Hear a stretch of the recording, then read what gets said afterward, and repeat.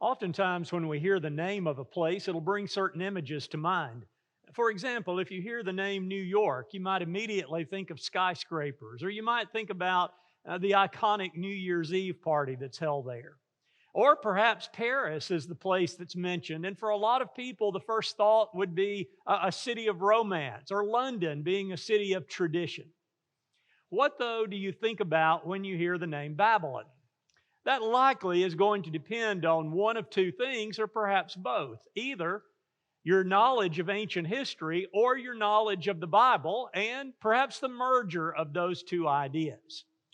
When we think about the Bible, what we consider in it when we hear the name Babylon is what God depicts by that name. And for our study today, I'd like for us to begin by looking at some examples of that. Sometimes when God is going to use the name Babylon and what that means for us when we read of that description of the city.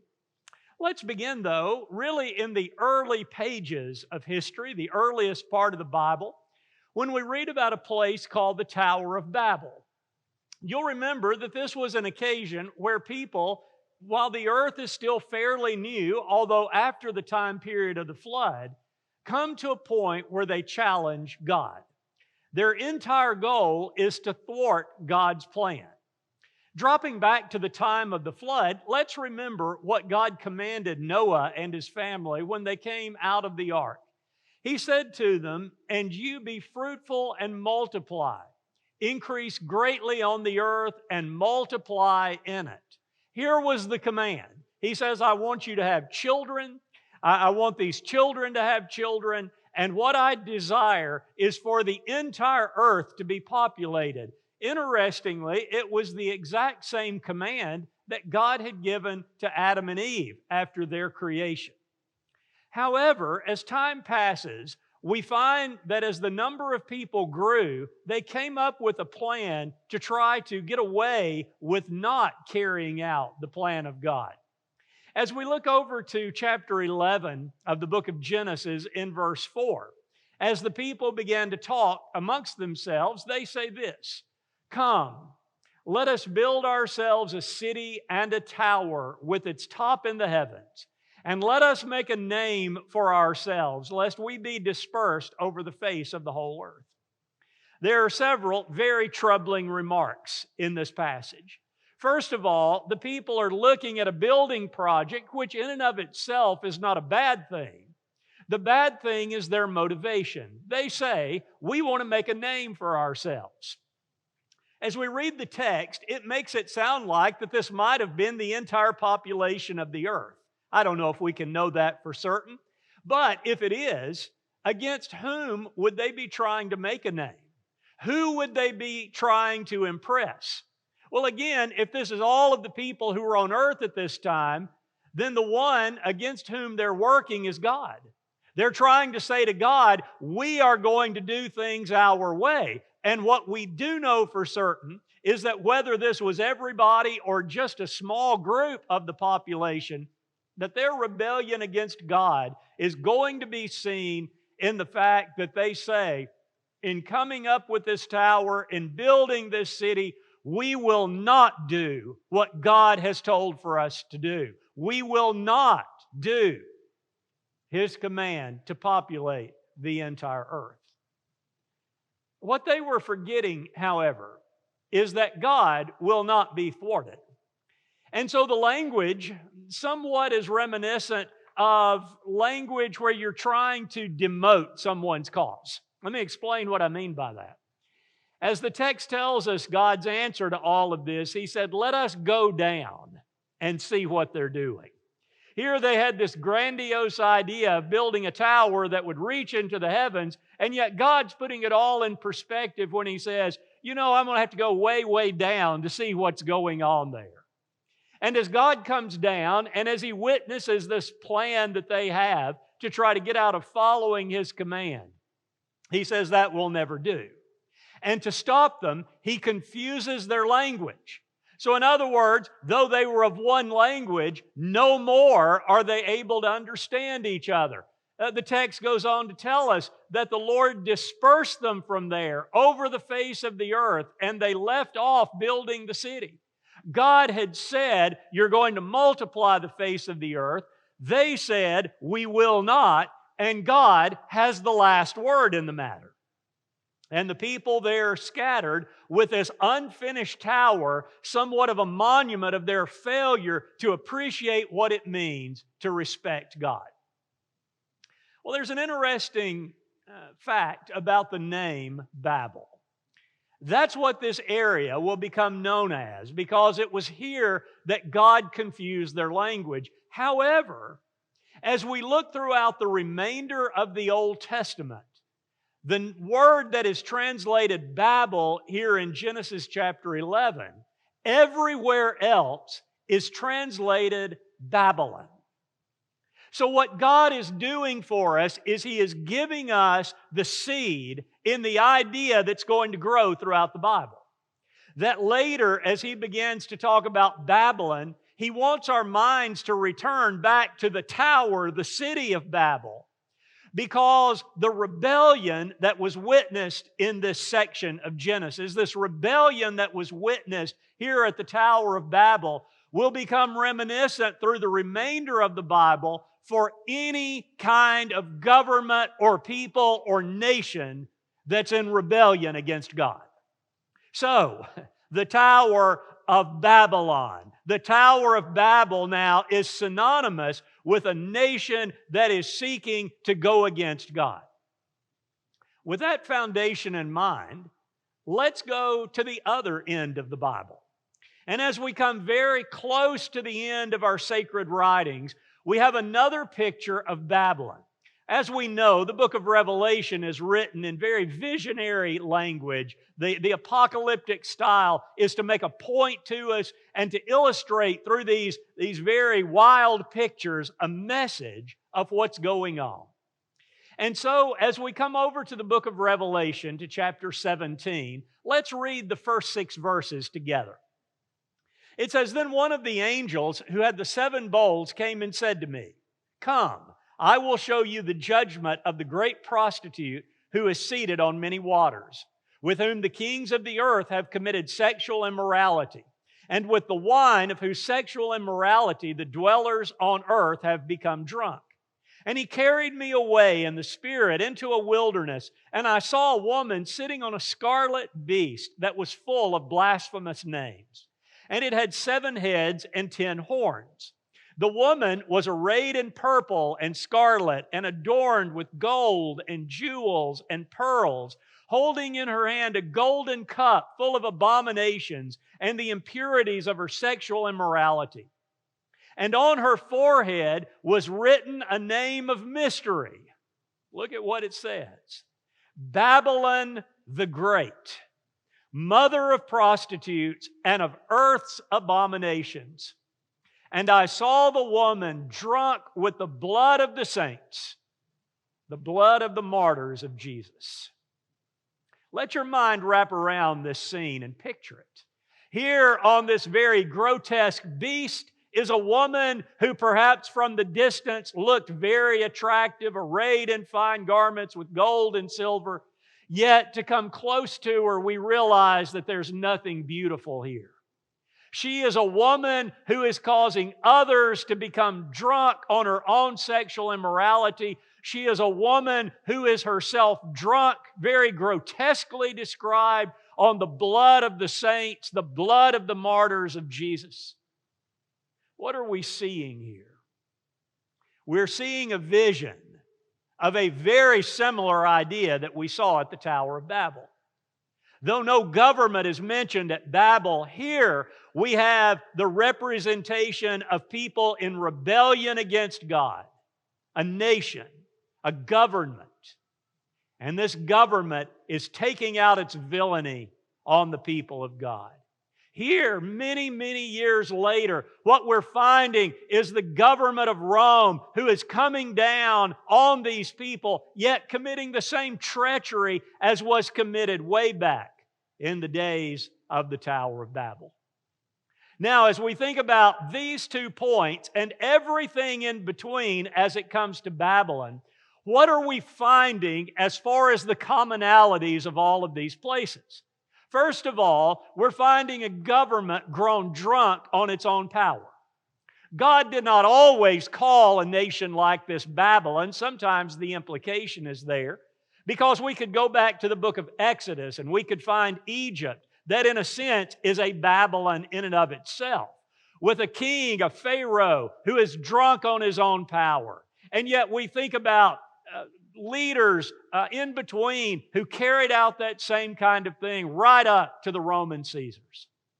We also find a refusal to recognize God as supreme.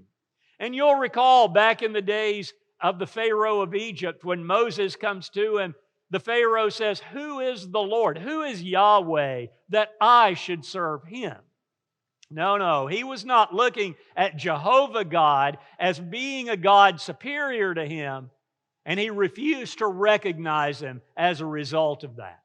And certainly, as we look at other nations described in the Bible, we find very similar ideas to that. Many times what we find is that the religion of the people is absconded to advance power for the government. Again, Pharaoh, we see that. We see it in the leaders of Babylon itself. We see it in the leaders of Persia. We see it in the leaders of Rome with their Caesar worship.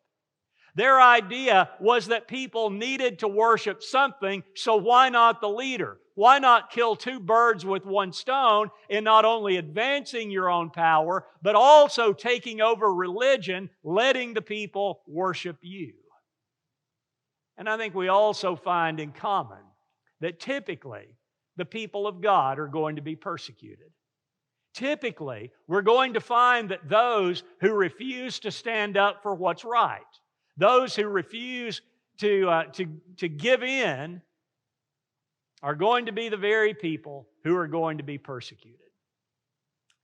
So then, we need to come to a realization. The picture that the Bible is presenting to us is this: that given enough time, what we're going to find is that every government is likely to become a Babylon. Every government, given a long enough period of time, will grow drunk on its own power, will refuse to recognize God as supreme, will abscond with the religion of the times to advance its own power, and will persecute the people of God. So as we think about all of these things, how do the people of God need to respond? God has not left us without example. We go back to the time when literal Babylon was on the face of the earth, a city that had grown into an empire, that was now the superpower of its day. And God gives us 3 young men who make the decision to stand up against Babylon. Shadrach, Meshach, and Abednego had been pulled from their homes in Israel by the king himself because of their youth, because of their looks, because of their knowledge, and they have been placed within the king's court to serve the exalted Nebuchadnezzar. But Nebuchadnezzar is putting on the garments of the beast. Nebuchadnezzar is becoming what the people of the Tower of Babel became. He's becoming what one day the Roman government would become. And these 3 young men are going to be placed in a time of testing. And so here we are in Babylon, where religion is commandeered for the king. Let's read together here in Daniel chapter 3, where we're told King Nebuchadnezzar made an image of gold whose height was 60 cubits and its breadth 6 cubits. He set up on it set it up on the plain of Dura in the province of Babylon. Then King Nebuchadnezzar sent to gather the satraps, the prefects, and the governors, the counselors, the treasurers, the justices, the magistrates, and all the officials of the provinces to come to the dedication of the image that King Nebuchadnezzar had set up. Then the satraps, the prefects, and the governors, the counselors, the treasurers, the justices, the magistrates, and all the officials of the provinces gathered for the dedication of the image that King Nebuchadnezzar had set up. And they stood before the image that Nebuchadnezzar had set up. I would encourage you to note the repetition that we find in this passage. Primarily, where we see all of these governmental officials, their positions being listed. The point that the writer is seeking to get across to us is that no one is standing up to the king. Every leader is on board because they're thinking, we know where our bread is buttered. We understand who's in charge, and if the king is going to tell us to follow a religion, we absolutely are going to follow it. So here he has set up this huge idol, towering 60 feet, 60 cubits above the plains. Now, what are the people going to do? Well, the people are going to readily obey. And so let's continue looking in our text here. As we go down to verse 4, it says, "The herald proclaimed aloud, 'You are commanded, O peoples, nations, and languages, that when you hear the sound of the horn, the pipe, the lyre, the trigon, the harp, bagpipe, and every kind of music, you are to fall down and worship the golden image that Nebuchadnezzar has set up. And whoever does not fall down and worship shall immediately be cast into the fiery furnace. Therefore all people, as soon as they have heard the sound of the horn, the pipe, lyre, trigon, harp, bagpipe, and every kind of music, all the peoples, nations, and languages fell down and worshiped the golden image that King Nebuchadnezzar had set up.'" Again, note the repetition. The king says, when you hear the band start playing, you hit your knees and bow down and worship this statue. Nebuchadnezzar knew full well there was no deity here. But yet, in his own arrogance, he was saying to the people, you are to obey me without question. And what's so interesting is nobody questions him. No official, and all of these people of nations and languages came together and they bowed down, with the exception of 3. Amongst all of this submission to the king's command, Shadrach, Meshach, and Abednego refused to bow to the king's idolatry. And here's what we find: because of those who are jealous against them, the trouble that they receive as a result. Verse 12 says, there are certain Jews, this is people talking to Nebuchadnezzar, there are certain Jews you have appointed over the affairs of the province of Babylon, Shadrach, Meshach, and Abednego. These men, O king, pay no attention to you. They do not serve your gods or worship the golden image that you have set up. There's a lot of jealousy. And because of that, in order to bring the 3 down, these officials go to the king and they say, these men are totally disrespecting you. You said bow, and they refuse. Nebuchadnezzar reacts as we would expect a despot to react. And so he pulls the 3 in front of him. He's angry. He brings them in and he asks them, why have you not worshiped the gods that I have set up? And then repeating all of these instruments, he says, I'm going to give you one more chance. When you hear the band play, you bow down and everything will be okay. But notice what he says if they refuse. You shall be cast immediately into a burning, fiery furnace. And listen for the echo of Pharaoh in this statement. And who is the God who will deliver you out of my hands? The king says, nobody takes on me and lives. And if you try, you will be burned alive for your refusal to submit to me. And to make matters worse, he says, if you think there is a God who can save you, you are sorely mistaken. Yet as everyone else bows in fear, to the king's image, these three reject Babylon. Shadrach, Meshach, and Abednego answered and said to the king, O Nebuchadnezzar, we have no need to answer you in this matter. If this be so, our God whom we serve is able to deliver us from the burning fiery furnace, and He will deliver us out of your hand, O king. But if not, let it be known to you, O king, that we will not serve your gods and worship the golden image that you have set up. Have you ever thought of the bravery that these men, who are perhaps even still in their teenage years, are demonstrating to the world's most powerful despot? I want us to consider that. How did they go about rejecting Babylon? How did they go about standing up to what we see as a government that has rejected God? Here's how they did it. Respectfully. I want you to note in the language here, they do not heap insults on Nebuchadnezzar. They do not go about trying to bring him down. There is no I'm missing my word here, some kind of way that they're trying to go around and go behind his back and to create some kind of rebellion against him. There's none of that. It's respectfully. O Nebuchadnezzar, O king. It's kind of the equivalent of saying, Sir, Your Majesty. They respectfully deal with the king. Yet they also deal with him resolutely.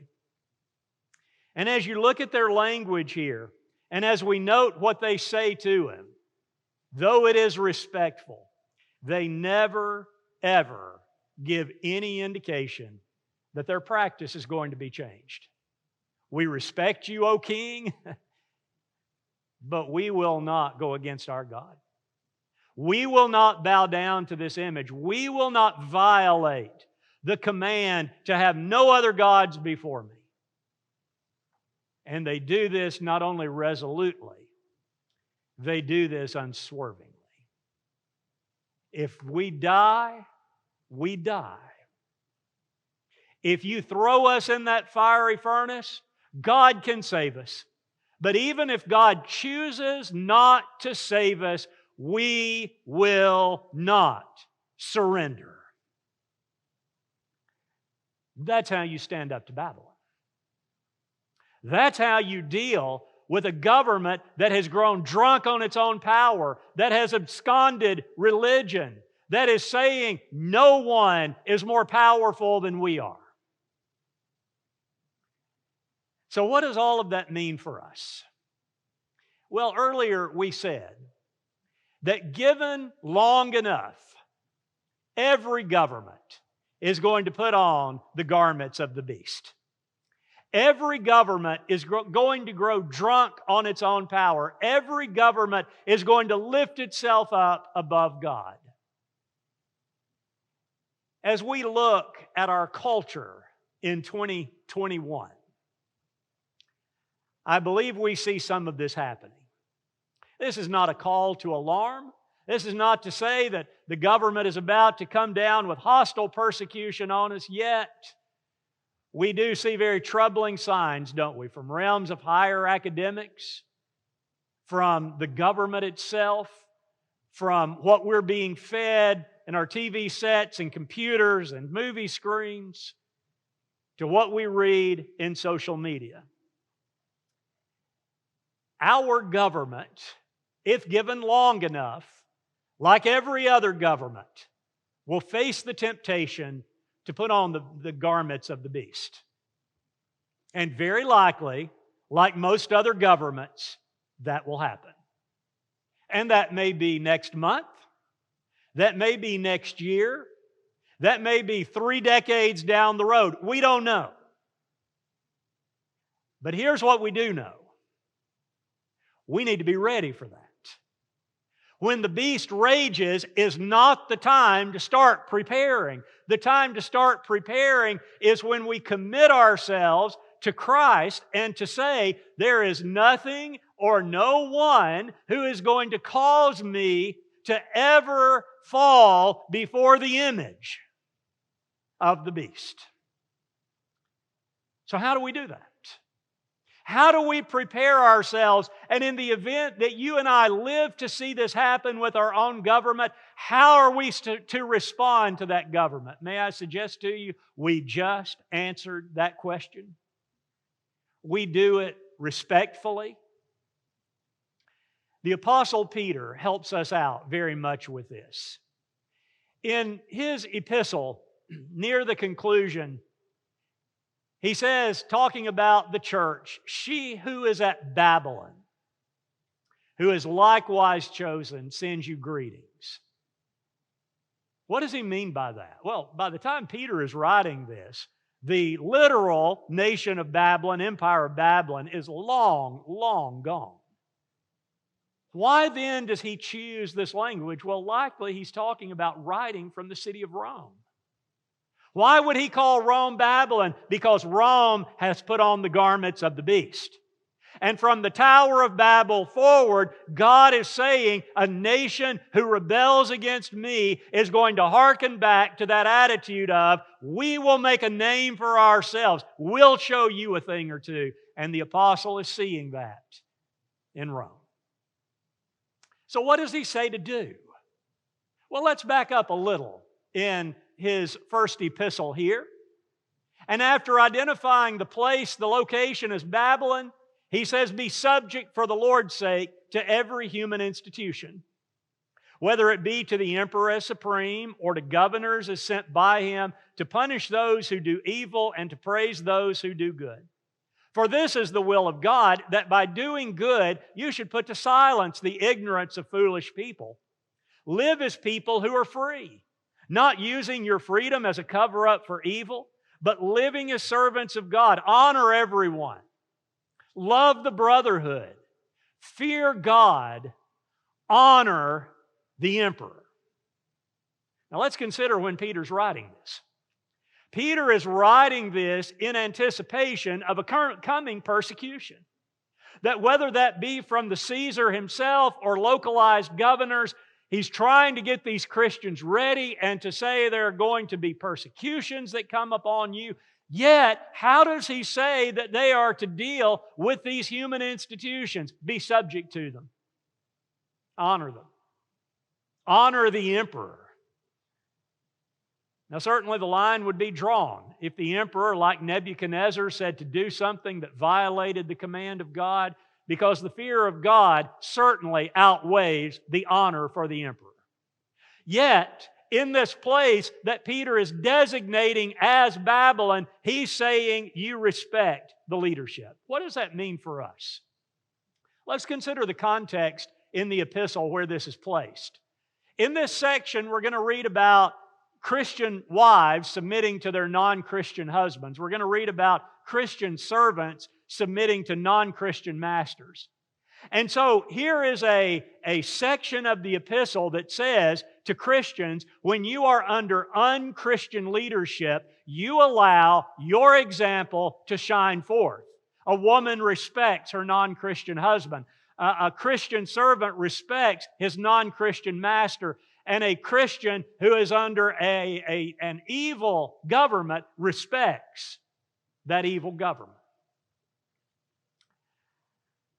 This is very challenging to most citizens because, especially in the United States, there is almost a heritage of speaking poorly against those who are in positions of leadership. But here's what I ask you. Do we see that in Shadrach, Meshach, and Abednego? Do we read of that in the first epistle here that Peter wrote? No. And when we consider where we are, we need to understand that God has never encouraged rebellion against the government. We just don't see that as being the case. What we also find is that God never encourages people to diminish the government by their words. No, we don't read that either, do we? We don't read God saying where you can put down the emperor, you can talk bad about the governor, you can talk bad about the prefect. It's just the opposite of that. Here, as Peter writes from Babylon, he says, you give respect. And you and I need to pay close attention to that. Our speech needs to help people come to Jesus. That's what Peter told wives married to non-Christian husbands. That's what Peter told servants who serve non-Christian masters. When the beast comes after Christians, Christians need to demonstrate just exactly whose side they stand on, but respectfully.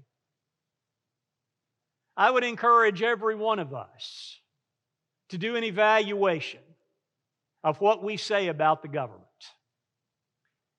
If someone were to hear us speaking, or perhaps more likely, if someone were to get on our social media post, would they be able to say, there seems to be something different here?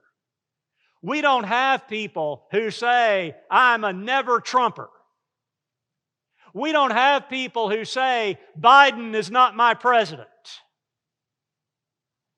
We have people who are in no way diminishing the emperor, the Babylon, the government. We need to be very, very cautious with our words. The example that we find is respect. Just as with the three boys in Babylon, while we are respectful, we are also resolute. We have a great blessing in the United States, and I fully participate in that. If God gives me the opportunity to pick and choose leaders, I'm going to take full advantage. I'm going to vote. I'm going to do what I can to get people in who respect the ways of God, or who at the very least are neutral toward them. Nonetheless, I need to understand that if people do get in who challenge my Christianity, I've got to be resolute in the face of persecution. This means that though I show respect, I do not change my doctrinal stance because of threats. It's interesting, we can go to the book of Revelation, where that beast is described and the harlot who's drunk on the blood of the saints is pictured. And this is what we read as being spoken by our Lord to the churches in the first part of the book. Listen to this sampling of verses. He says, I know where you dwell, where Satan's throne is, yet you hold fast my name, and you do not deny my faith, even in the days of Antipas, my faithful witness, who was killed among you, where Satan dwells. And he says, only hold fast what you have until I come. And he says, I am coming soon. Hold fast what you have, so that no one may seize your crown. In the face of persecution, in the face of punishment for refusing to bow to the emperor, Jesus says, I am proud of you when you hold fast. And listen carefully to that term. It means you are hanging on with everything you've got, which is exactly what it takes to be faithful to God. We hold fast to Him. And I would encourage all of us that as we consider holding fast, to understand what that means and what it doesn't mean. It's holding fast to Jesus. And it's not putting trust in entanglements in this world that we think are going to protect us. There is no political party that will save us. And if you and I begin thinking, if we can just get X into office, or if we can just get the legislator controlled by this party, then things are going to be great and we're going to be protected. There is none of that. We may be able to slow down the progression toward putting on the beast garments. But there is no political party that saves us. And if we ever get in our minds that victory is just over the horizon, if we can just get our guy back in power, everything's going to be fine, we are deceiving ourselves and weakening our resolve. And for sure, we need to understand that media and social media and entertainment are not going to encourage being resolute for God. You turn on almost any program now, and it's like an indoctrination. It is a depiction of the evil that God has said is an abomination to Him, made to look very good. And I encourage all of us to think about this, that if we are filling our heads up with that, we need not be surprised if our resolve begins to lessen. Media, social media, television, it is not our friend. Streaming services are not our friends. Hollywood is not our friend. Let's beware of that entanglement. And let's also understand that state religion is not from God. State religion does not have to be a 60-cubit tower of an idol on a plain. It can be environmentalism. It can be social justice. It can be anything that on the surface looks really good, but is taken to a proportion of where it is convincing us that to stay faithful to God is going to go against this idea that's being put out. We think about the last century and how that in many governments a communist party was made the god. That was the idol. And we think about in more modern times where things as good as being kind to other groups, whether that be racial or ethnic or whatever, is put in such a position that it's forced as a god upon the people. We better be very careful. And while as humans we need to be good stewards of our environment, and while as Christians we need to make sure that we are kind to everyone, to those who look like us and those who don't, and those who act like us and those who don't, we never allow something like that to become the God that we serve. All of these things combined are going to weaken the resolution to stay strong and faithful to God. And perhaps the hardest part of all, we've got to understand that we cannot be conformed to the world. You see, conformity doesn't come in one fell swoop. It's the gradual weakening. It's the gradual remolding of changing our attitudes.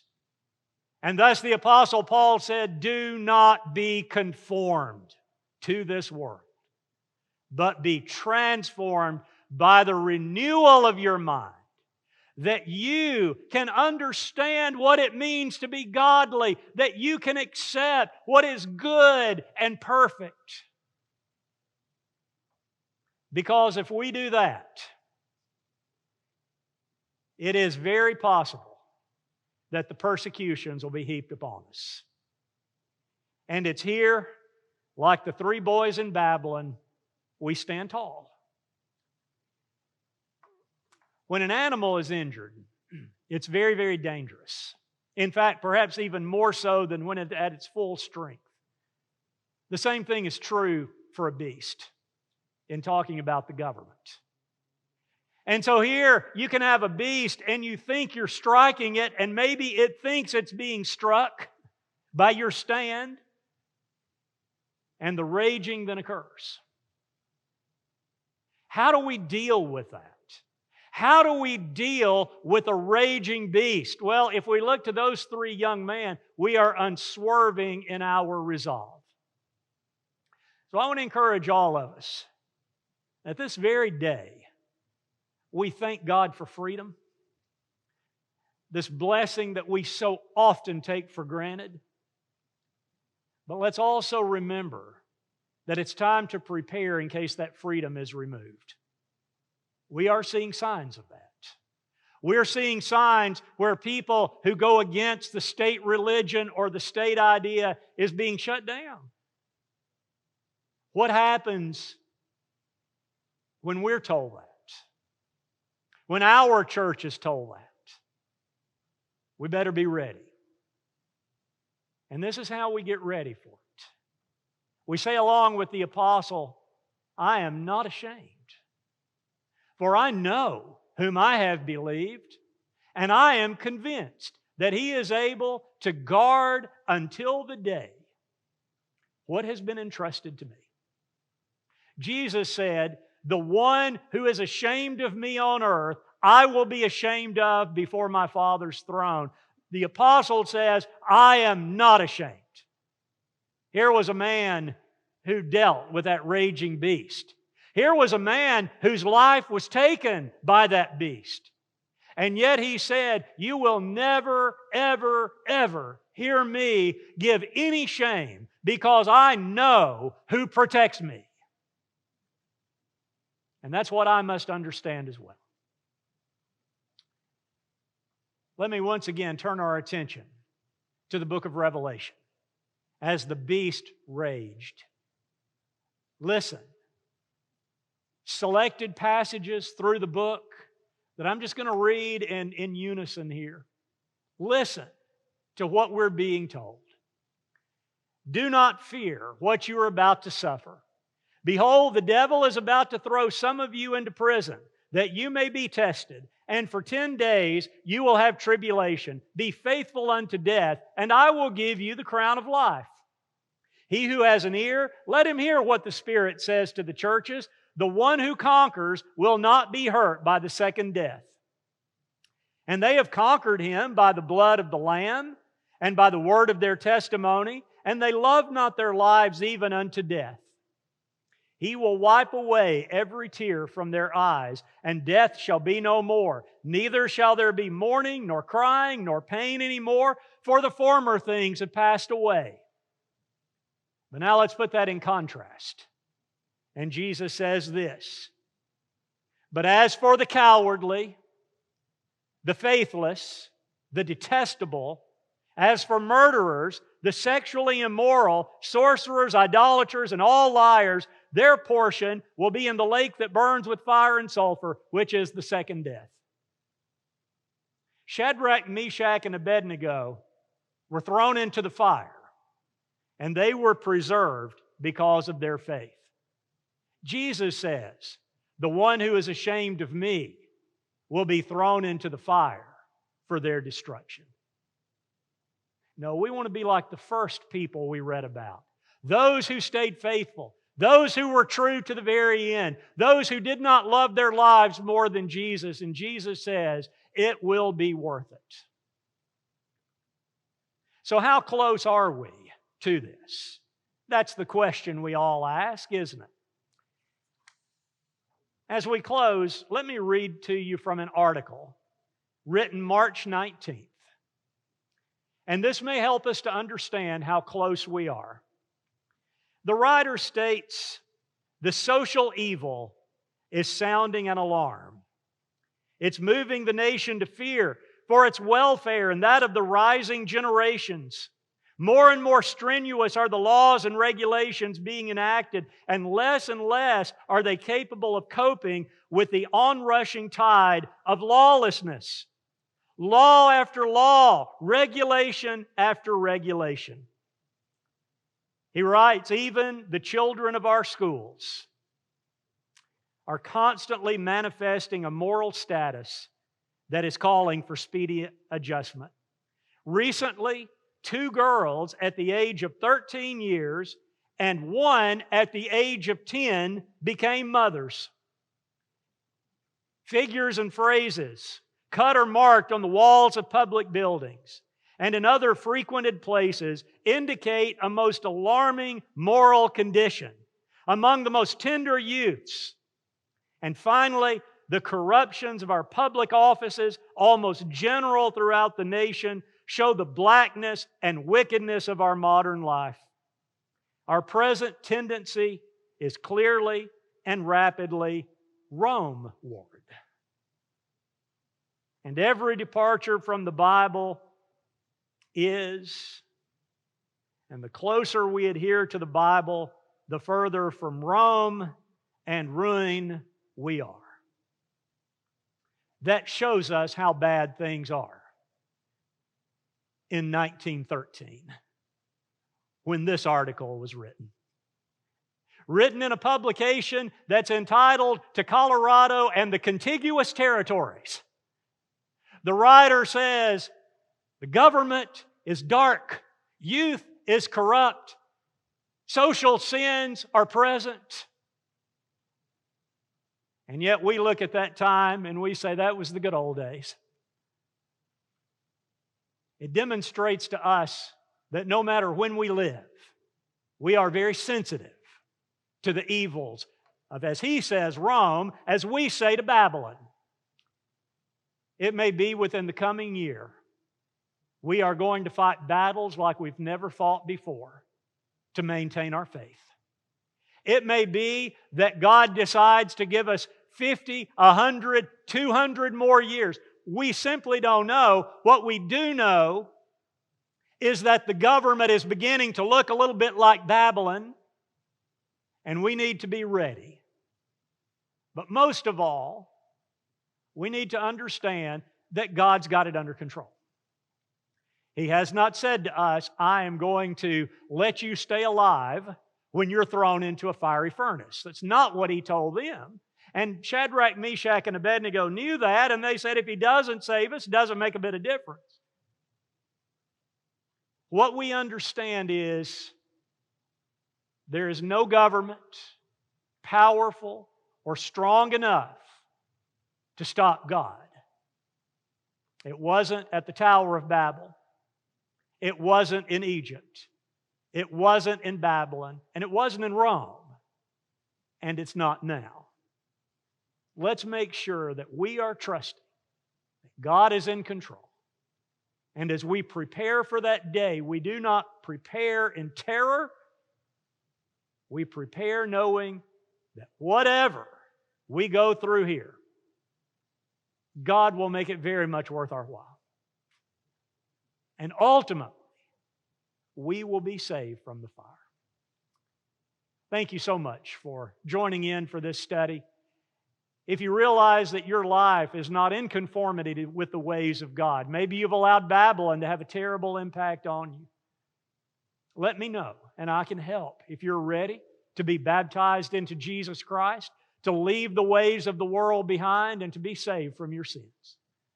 Or if it's something that we can pray about, there are a host of Christians who stand ready to do that. Whatever it takes, whether Babylon rages its head tomorrow or 50 years down the road, that we are ready and that we are going to be faithful to death. Thanks again for joining in this study.